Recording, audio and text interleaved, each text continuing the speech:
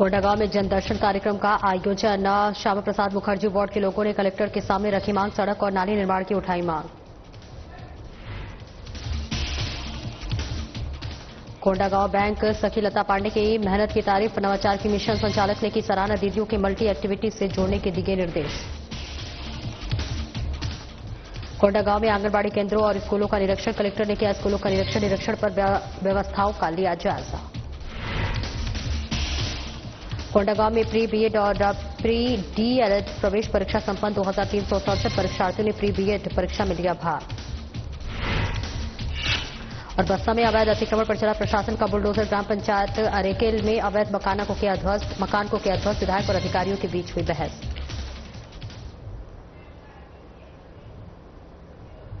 नमस्कार, स्वागत है आपका। मैं हूं आपके साथ सपना दीपक मदेशिया। बुलेटिन का आगाज करेंगे साप्ताहिक जनदर्शन में प्राप्त आवेदनों पर कलेक्टर नुपुर राशि पन्ना के निर्देशानुसार संबंधित विभागों द्वारा आवश्यक जांच के बाद निर्धारित समय सीमा के भीतर कार्रवाई की जा रही है, जिससे समस्याओं का त्वरित समाधान हो रहा है और आवेदकों को राहत मिल रही है। जनदर्शन में मंगलवार को श्यामा प्रसाद मुखर्जी वार्डवासियों ने कलेक्टर के समक्ष शिकायत की थी। दुर्गाबाड़ी के पीछे दूसरे नंबर की गली की सड़क जर्जर हो चुकी है, जिससे कि आवागमन में परेशानी होती है। वहीं तीसरे नंबर गली में सड़क और नाली निर्माण नहीं होने से गंदे पानी की निकासी नहीं हो पाती। कलेक्टर नुपुर राशि पन्ना के निर्देश पर नाली निर्माण का कार्य आज शुरू हो गया है। कलेक्टर ने स्वयं श्यामा प्रसाद मुखर्जी वार्ड पहुंचकर उनकी समस्याओं से अवगत हुए और मुख्य नगर पालिका अधिकारी को जल्द से जल्द नाली निर्माण, सड़क निर्माण के लिए आवश्यक दिशा निर्देश दिए गए।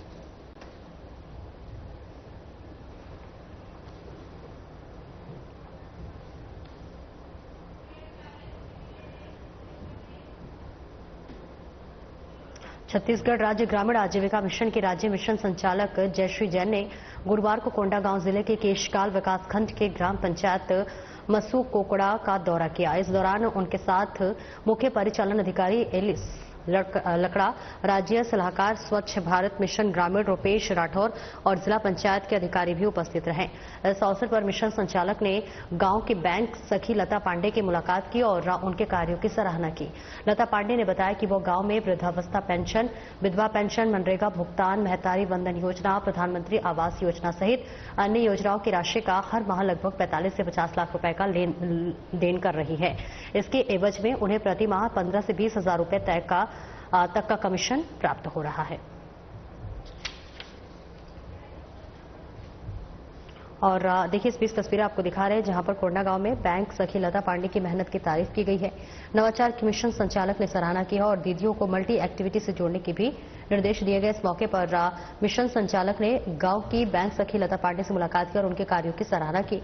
लता पांडे ने बताया कि वो गांव में वृद्धावस्था पेंशन, विधवा पेंशन, मनरेगा भुगतान, महतारी वंदन योजना, प्रधानमंत्री आवास योजना सहित तमाम योजनाएं हैं जो राशि का माह हर लगभग 40 से 50 लाख रुपए का लेन देन कर रहे हैं और इसके एवज में उन्हें प्रतिमाह 15 से 20 हजार रुपए तक का कमीशन प्राप्त हो रहा है। तो ये छत्तीसगढ़ की तस्वीर आपको दिखा रहे कोंडागांव में, जहां बैंक सखी लता पांडे की मेहनत की तारीफ की गई है।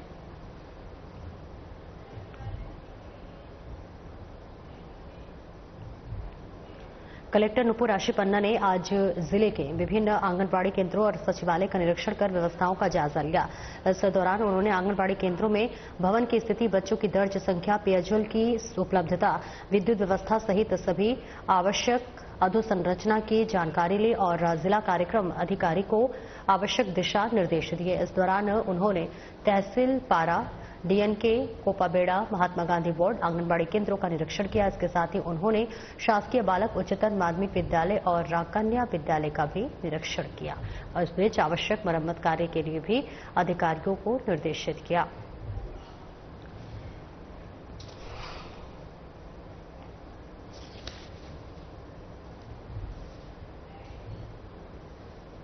और इस बीच तस्वीरें आपको दिखा रहे हैं कोंडागांव से, जहां आंगनबाड़ी केंद्रों और स्कूलों का निरीक्षण किया गया है। कलेक्टर ने स्कूलों का निरीक्षण किया, निरीक्षण कर व्यवस्थाओं का जायजा लिया। ये तस्वीरें आपको दिखा रहे हैं। इसके साथ ही उन्होंने शासकीय बालक उच्चतर माध्यमिक विद्यालय और कन्या विद्यालय का भी निरीक्षण कर आवश्यक मरम्मत कार्य के लिए अधिकारियों को निर्देशित किया है। तो देखिए कलेक्टर नुपुर राशि पन्ना ने आज जिले के विभिन्न आंगनबाड़ी केंद्रों और सदविद्यालयों का निरीक्षण कर व्यवस्थाओं का जायजा लिया। इस दौरान उन्होंने आंगनबाड़ी केंद्रों में भवन की स्थिति, बच्चों की दर्ज संख्या, पेयजल की उपलब्धता, विद्युत व्यवस्था सहित सभी आवश्यक अधोसंरचना की जानकारी ली और जिला कार्यक्रम अधिकारी को आवश्यक दिशा निर्देश दिए। इस दौरान उन्होंने तहसील पारा, डीएनके और कोपा बेड़ा महात्मा गांधी वार्ड आंगनबाड़ी केंद्रों का निरीक्षण किया और इसके साथ ही उन्होंने शासकीय बालक उच्चतर माध्यमिक विद्यालय और कन्या विद्यालय का भी निरीक्षण कर आवश्यक मरम्मत कार्य के लिए अधिकारियों को निर्देश दिया है। कोंडागांव से ये तस्वीरें आपको दिखा रहे हैं।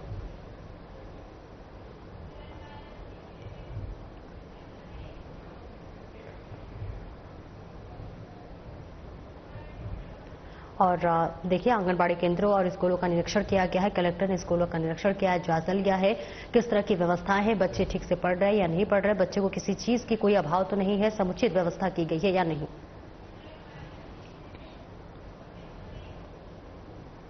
कोंडागांव जिले में गुरुवार को छत्तीसगढ़ व्यावसायिक परीक्षा मंडल की तरफ से आयोजित प्री बीएड और प्री डीएलएड प्रवेश परीक्षा शांतिपूर्ण से संपन्न हुई है, जिसमें प्री बीएड के 2367 विद्यार्थी और प्री डीएलएड के 3620 परीक्षार्थी शामिल हुए। प्रवेश परीक्षा की पारदर्शिता बनाने के लिए सभी परीक्षा केंद्रों में उड़न दस्ता दल की तरफ से निरीक्षण किया गया। आपको बता दें कि 22 मई को प्रवेश परीक्षा को 2 पालियों में आयोजित किया गया है। प्रवेश परीक्षा के सफल आयोजन के लिए जिले में कुल 34 परीक्षा केंद्र बनाया गया था और जिला प्रशासन की तरफ से सभी आवश्यक तैयारी की गई थी।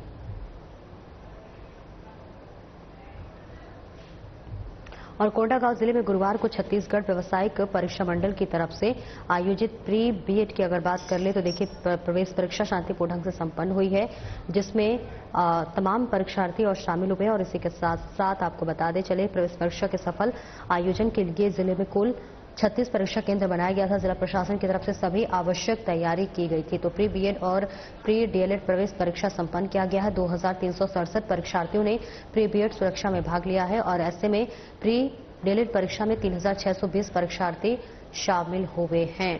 तो इसी के साथ साथ आपको बता दें 34 परीक्षा केंद्र भी बनाया गया है। जिला प्रशासन की तरफ से सभी आवश्यक तैयारी की गई है ताकि विद्यार्थियों को यहां पर परीक्षा देते वक्त किसी भी तरह की कोई भी दिक्कत परेशानी न हो।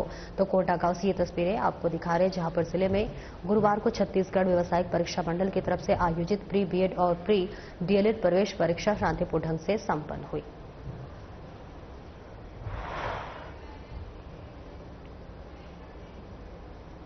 शासन प्रशासन के उच्च अधिकारियों के दिशा निर्देश पर तहसीलदार बसना की ओर से ग्राम पंचायत अरेकेल के अंतर्गत अवैध रूप से निर्माण कर बने मकानों को ध्वस्त करने की कार्रवाई की गई है। अवैध अतिक्रमण कर शासन प्रशासन ने बुलडोजर चलाया है। शासकीय भूमि पर अवैध रूप से निर्माण किए गए मकानों को जेसीबी से ध्वस्त किया गया और कई सालों से सरकारी जमीन पर मकान बनाकर रह रहे लोगों को चिंता हुई कि उनका आशियाना टूट जाएगा। इस संबंध में चौहान सेना के प्रदेश अध्यक्ष श्रीमती चातुरी नंद विधायक सरायपाले को पीड़ित लोगों की ओर से सूचित किया गया है। विधायक चातुरी नंद ने पीड़ितों के पक्ष में अपनी बातों को मजबूती के साथ रखते हुए शासन प्रशासन के अधिकारियों को जमकर फटकार लगाई। वहीं एसडीएम, तहसीलदार और विधायक चातुरी नंद के बीच काफी बहस हुई और शासन की ओर से जेसीबी से तोड़ने की कार्रवाई को स्थगित करना पड़ा। और देखिए, बसना से ये तस्वीरें आपको दिखा रहे हैं, जहां ग्राम पंचायत अरेकेल में अवैध मकान ध्वस्त किया गया है और विधायक और अधिकारियों के बीच तीखी बहस हुई है। ध्वस्तीकरण की कार्रवाई हो रही है। तस्वीरें आपको दिखा रहे हैं, जहां पर अवैध अतिक्रमण पर प्रशासन का पीला पंजा चला है। तो अतिक्रमणकारियों पर देखिए किस तरह से गाज गिरता हुआ नजर आ रहा है।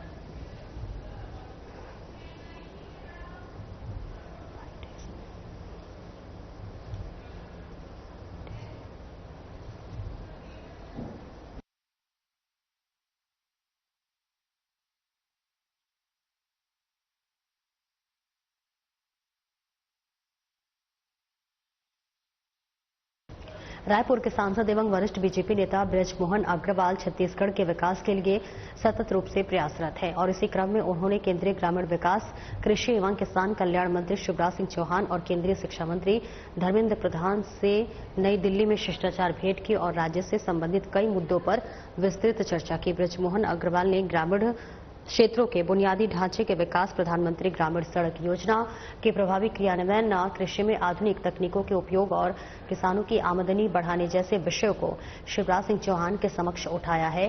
साथ ही छत्तीसगढ़ के ग्रामीण और आदिवासी अंचलों में विकास योजनाओं को गति देने के लिए आवश्यक सहयोग का अनुरोध किया है। केंद्रीय शिक्षा मंत्री धर्मेंद्र प्रधान से भेंट के दौरान बृजमोहन अग्रवाल ने प्रदेश में नई शिक्षण संस्थाओं की स्थापना, राष्ट्रीय शिक्षा नीति के प्रभावी क्रियान्वयन और युवाओं को कौशल विकास के लिए केंद्र सरकार की योजनाओं के विस्तार पर चर्चा की है। उन्होंने रायपुर में केंद्रीय विश्वविद्यालय की स्थापना, स्किल डेवलपमेंट सेंटर और नवाचार केंद्रों की आवश्यकता पर बल दिया।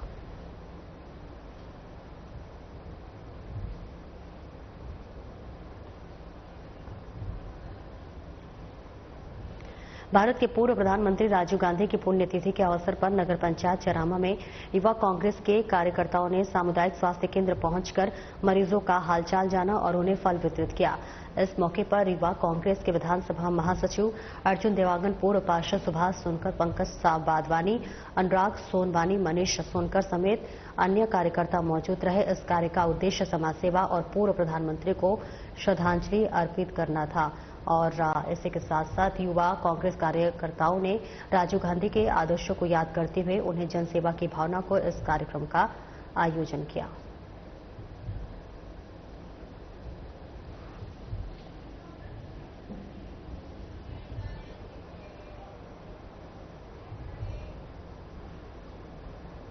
मंत्री रामविचार नेताम के दौरे को लेकर आयोजित कार्यक्रम में लापरवाही बरतना लोक निर्माण विभाग के कार्यपालन अभियंता को महंगा पड़ गया। प्रोटोकॉल का पालन नहीं किए जाने पर उसे कारण बताओ नोटिस जारी किया गया है। कलेक्टर ने अभियंता से 2 दिन के अंदर जवाब मांगा है। और दरअसल आपको बता दें कि प्रोटोकॉल का पालन नहीं किए जाने पर मनेन्द्रगढ़ जिले के ग्राम पंचायत कठौतिया में आयोजित समाधान शिविर का आयोजन किया गया था। इस बीच बता दें कि इसमें प्रभारी मंत्री रामविचार नेताम, स्वास्थ्य मंत्री श्याम बिहारी जायसवाल, विधायक रेणुका सिंह, भैया लाल राजवाड़े सहित कई अन्य लोग शामिल हुए थे। भोजन की व्यवस्था आदिवासी विकास विभाग की ओर से की गई थी और एक निजी कैटरर से लगभग 50 लोगों के लिए खाना बनवाया गया था, लेकिन खाना इतना अधिक तीखा और तेल युक्त था कि मंत्री रामविचार नेताम ने तुरंत आपत्ति जताई और इस दौरान लोक निर्माण विभाग के कार्यपालन अभियंता आशीष दुबे भी पूरे कार्यक्रम के दौरान मौजूद नहीं थे। इस बीच आपको बता दें कि बाद में जब प्रशासन द्वारा बुलाया गया तब कार्यपालन अभियंता जनपद सभा कक्ष पहुंचे और इस लापरवाही पर कलेक्टर ने सख्ती दिखाते हुए कारण बताओ सूचना पर नोटिस जारी कर दिया है।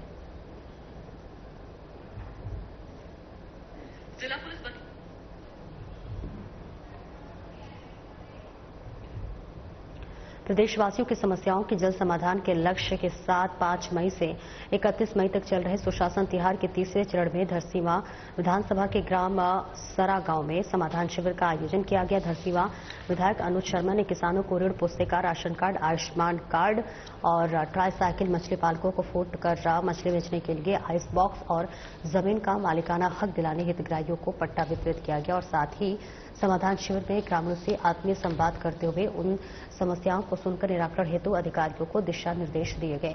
आयोजित समाधान शिविर में विधायक अनुज शर्मा, जिला पंचायत अध्यक्ष नवीन अग्रवाल, उपाध्यक्ष संदीप यदू समेत कई लोग मौजूद रहे।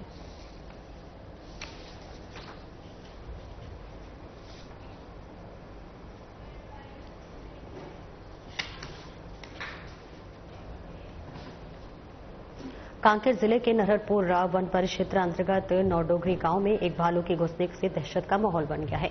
बताया जा रहा है कि भालू खाना और पानी की तलाश में जंगल से भटककर गांव की सीमा में आ पहुंचा और ग्रामीणों ने जैसे ही भालू को गांव में घूमते देखा तुरंत उसका वीडियो बनाना शुरू कर दिया। वीडियो में देखा जा सकता है कि भालू इधर उधर भटक रहा है और किसी प्रकार का नुकसान नहीं पहुंचा रहा है, लेकिन फिर भी गांव वालों में भय का माहौल देखा जा रहा है। और वहीं स्थानीय लोगों का कहना है कि ऐसे मामले अब आए दिन हो रहे हैं। जंगलों में भोजन और पानी की तलाश में और कारण जंगली जानवरों का गांव की ओर आना सामान्य होता जा रहा है। वन विभाग को इस दिशा में गंभीरता से कदम उठानी चाहिए और इसी के साथ साथ अब जरूरत है ताकि जानवरों और इंसानों दोनों की सुरक्षा सुनिश्चित की जा सके।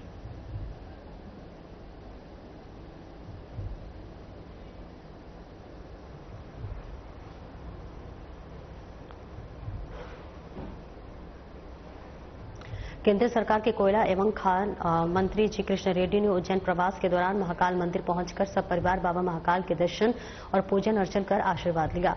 इस दौरान पंडित रमन त्रिवेदी ओर से पूजन संपन्न कराया गया। दर्शन के बाद मंदिर समिति की ओर से रेड्डी का भी सम्मान किया गया और इस बीच तस्वीरें आपको दिखा रहे हैं।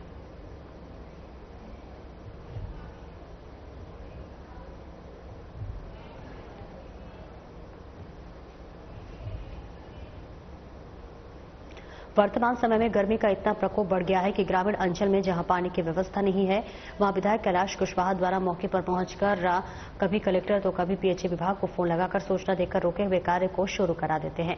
ऐसे में उन्होंने कहा है कि पूर्व में पोहरे विधायक ने व्यक्तिगत रूप से विधायक और मंत्री गिरीश जी को, जिसमें पूरे क्षेत्र में लड़ाई का माहौल फैलाया है, उनका सिर्फ वसूली पर ध्यान था, न कि किसी कार्य पर। जनता के हित में कार्य न करते हुए व्यक्तिगत रूप से पद का फायदा उठाया, जातिगत अन्य समाज पर अत्याचार किया। देखो क्या है, विधायक तो 5 बने हैं, वो सरकार के विधायक हैं। 4 विधायक तो वो सत्ता में मग्न हैं। लेकिन मैं यही कहूंगा कि उन 4 विधायक से कि आप जमीन पे आओ। जनता ने आपको विधायक बनाया है। जनता की परेशानी आपकी परेशानी है और जनता की मदद के लिए हमेशा खड़े रहो। और मेरा फर्ज है, मुझे जनता ने विधायक बनाया तो मेरी जिम्मेदारी बनती है कि उनके हर सुख दुख में मैं शामिल हूं। कहाँ परेशानी है, क्या दिक्कत है, चाहे वो रेवन्यू विभाग, माइनिंग, थाने, जो भी संबंधित है, भ्रष्टाचार का मामला हो, कोई भी परेशानी, नामांतरण का, बंटवारे का, मेरी जिम्मेदारी है उनके साथ खड़ा होना।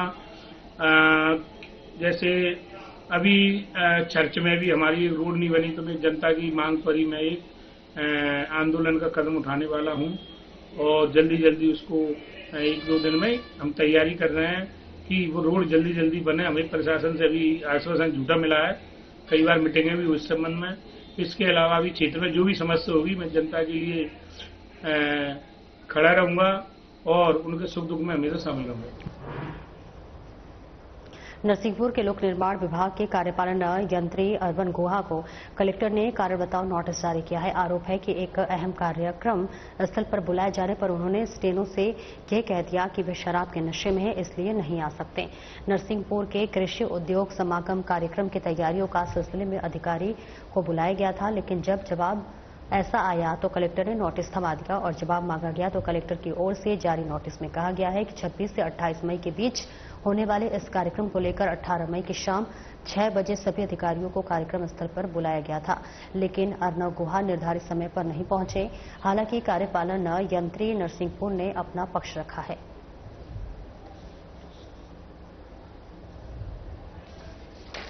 में क्लेम किया गया है कि मैंने ड्यूटी के दौरान शराब का सेवन किया है। ऐसा कुछ मेरी तरफ से तो नहीं है, ऐसा होता भी नहीं। मैंने शराब सेवन नहीं करता मैं। आप अपनी सफाई में क्या नोटिस दे रहे हैं? देखो, संडे के दिन मुझको 2:30 बजे स्टेनो महोदय का फोन आया था कि शायद 6 बजे नियत है मैडम का कार्यक्रम। तो मैं ये कहना चाहता हूँ, उसके एक दिन पहले मैडम को बता दिया था मैंने व्हाट्सएप के माध्यम से कि मैं रात को 2:30 से 3 बजे वापस आया हूँ और बस इतने बताया था। उसके आगे अगले दिन मेरे को शायद नींद आ गई हो या कुछ हो गया हो, तो उस कारण से थोड़ा सा देरी से हो गया मेरे को। और मैं इतने कहना चाहूँगा। कोई बात स्टेनो से शराब को लेके जो हुई है, जो लिखी गई है मजमून में, नोटिस में, उसके इतना याद नहीं मेरे को। अच्छा, तो ये सर जो शराब वाली बात की है, इसमें कितनी दम लगती है? कोई दम नहीं है, पूछ सकते। मेरी पृष्ठभूमि, मेरा आचरण और मेरी इमेज जो है वो पूरे आप जिले में, पूरे राज्य में पता कर सकते हैं। 1 मई से चल रहे प्रशिक्षण शिविर में छात्र छात्राओं ने भाग लेकर खेल, ध्यान, योग एवं पेंटिंग प्रतियोगिता, टीम वर्क, समस्या समाधान और नेतृत्व जैसे जीवन कौशल का लाभ उठाया। विद्यालय के प्रभारी प्राचार्य श्रीमती अमंती अहिरबार की ओर से कैंप का उद्देश्य छात्रों में शारीरिक, मानसिक और सामाजिक एवं भावनात्मक विकास करना है। रोजाना छात्र प्रातः 8 बजे से 11 बजे तक चलने वाली गतिविधियों में योग और ध्यान से प्रारंभ होकर पारंपरिक खेल, पेंटिंग, पर्यावरण संरक्षण और स्थिरता के बारे में बताया जाता है कि शिविर में श्री कृष्णानंद भार्गव द्वारा योग ध्यान की मुद्राएं कराई जाती हैं। छात्र छात्राओं ने बड़े उत्साहपूर्वक समर कैंप की प्रत्येक गतिविधि में भाग लेकर प्रथम, द्वितीय, तृतीय स्थान प्राप्त कर उन्हें पुरस्कार प्राप्त किए, जिसके बाद समर कैंप का समापन किया गया।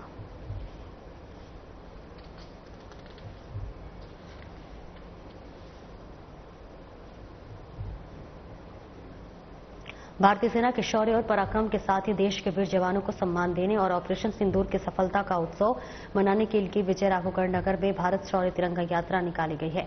बताते चले कि तिरंगा यात्रा का विजय राघवगढ़ के ऐतिहासिक किले से प्रारंभ होकर संकट मोचन मंदिर चौराहा, मुख्य बाजार, आजाद चौक होते हुए जनपद पंचायत कार्यालय के सामने समापन हुआ। यात्रा के दौरान भारत माता की जय, भारतीय सेना जिंदाबाद के नारे गुंजायमान होते रहे। इस दौरान नगरवासियों द्वारा जगह जगह पर पुष्प वर्षा कर यात्रा का स्वागत किया। इस दौरान विधायक संजय पाठक ने कहा कि प्रधानमंत्री नरेंद्र मोदी के नेतृत्व में भारतीय सेना द्वारा किए गए ऑपरेशन सिंदूर की सफलता ने देशवासियों को गौरवान्वित किया है। ये भारतीय सेना के सम्मान में आज ये विजय राघवगढ़ विधानसभा क्षेत्र के अंतर्गत विजय राघवगढ़ का किला, जो भारत की स्वतंत्रता के निशानी के रूप में जाना जाता है। 1857 में जब झांसी की रानी ने अंग्रेजों को खदेड़ना चालू किया और भारत को स्वतंत्र कराने का आंदोलन चालू किया आजादी का, तो विजय राघवगढ़ के राजा सरजू प्रसाद जी ने यहां से तलवार उठाई थी और झांसी की रानी ने झांसी से तलवार उठाई थी। एक साथ अगर भारत को आजाद करने की जो युद्ध चालू हुआ था, लड़ाई, सबसे पहली लड़ाई जो चालू हुई थी, वो एक तरफ जहां झांसी की रानी, वहीं दूसरी तरफ हमारे इस विजय राघवगढ़ के राजा सरजू प्रसाद ने चालू की थी। तो आज जब हम हमारे माननीय प्रधानमंत्री नरेंद्र मोदी जी के नेतृत्व में भारत देश ने पाकिस्तान के ऊपर बेहतरीन सफलता और विजय प्राप्त की है और भारतीय सेना के पराक्रम के दम से हमने जो 3.5-4 दिन के अंदर विजय श्री हासिल की है, इसके सम्मान में, सेना के सम्मान में, सैनिकों के सम्मान में, इंडियन आर्मी के सम्मान में विजय राघवगढ़ विधानसभा क्षेत्र का बच्चा बच्चा सड़क पे उतरा। पुलिस थाना बावगढ़ को एक सूचना प्राप्त हुई, जिसमें सोहन सिंह के खेत के पास रोड किनारे बोरे में झाड़ियों के पास एक अज्ञात बालिका उम्र करीब 13 साल का शव है। घटनास्थल पर की जांच करने पर पाया गया कि किसी अज्ञात व्यक्ति द्वारा वाहन से लाकर लड़की की लाश को बोरे में भरकर साक्ष्य छिपाने के उद्देश्य से फेंका गया। मौके पर तत्काल पुलिस अधीक्षक मंदसौर एवं अतिरिक्त पुलिस अधीक्षक महोदय मंदसौर द्वारा पहुंचकर घटनास्थल का बारीकी से निरीक्षण किया गया।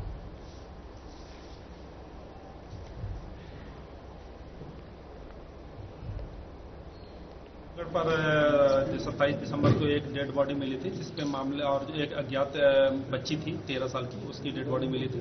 मामले की संवेदनशीलता को देखते इसमें जो है पहले तो मर्डर का अपराध पंजीबद्ध किया गया था इसमें। उसके बाद फिर जो है एडिशनल एसपी मंदसौर के नेतृत्व में जो है एसडीओपी मल्हारगढ़ और एसडीओपी मंदसौर ग्रामीण और 3 थाना प्रभारी, सभी उनके अंडर में एक टीम बनाई गई थी, जिसमें जो है बच्ची का जो और बच्ची के बारे में जानकारी इकट्ठा करने की कोशिश की गई।